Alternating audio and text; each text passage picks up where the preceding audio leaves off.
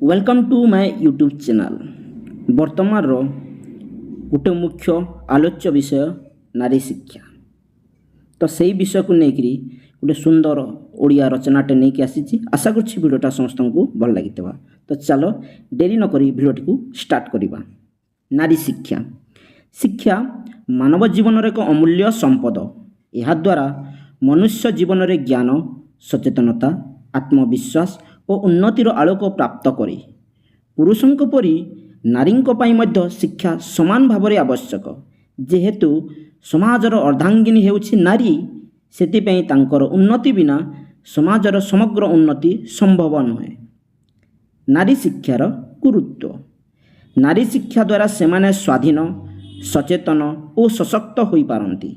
एक शिक्षित नारी केवल निजर जीवन को गढ़ी न थांती, से परिवार समाज और जाति को मध्य उज्जवल भविष्य नहीं जाती। माँ जेतेबेले शिक्षित होती से संतान को भल शिक्षा शिष्टाचार और नैतिक मूल्यबोध शिखाई पारंती। सेथि सहित नारी शिक्षा द्वारा परिवार आर्थिक आय बढ़े, स्वास्थ्य स्वच्छता और पोषण में सुधार आसे, कुसंस्कार दुर्व्यसन और कुप्रथा कमी थाए, लिंग समानता स्थापित होई समाज रे सामाजिक न्याय बढ़ी थाए। नारी शिक्षार बाधा गुड़िक जदिओ आजिकाली सचेतनता बहुत बढ़ी, किंतु नारी शिक्षा पथरे अनेक बाधा रही। जेपरी दरिद्रतार कारणरू झियो मानंकु विद्यालय को पठाइबारे बाधा, कुसंस्कार और पुरुष प्रधान मनोभाव, कम बयस रे विवाह, ग्रामांचल रे सुरक्षा और यातायात समस्या, केतेक अभिभावकर असचेतनता।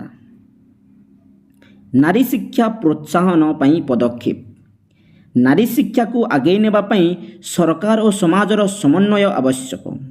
सरकारी योजना यथा बेटी बचाओ बेटी पढ़ाओ, कन्याश्री, मध्याह्न भोजन इत्यादि, निःशुल्क शिक्षा और छात्रवृत्तिर व्यवस्था, ग्राम अंचल सुरक्षित और सुविधा संपन्न विद्यालय, सचेतनता अभियान और सामाजिक सहयोग, यह द्वारा आम नारी शिक्षा को प्रोत्साहन दे पारिबा एवं यह गोटे सठिक पदक्षेप।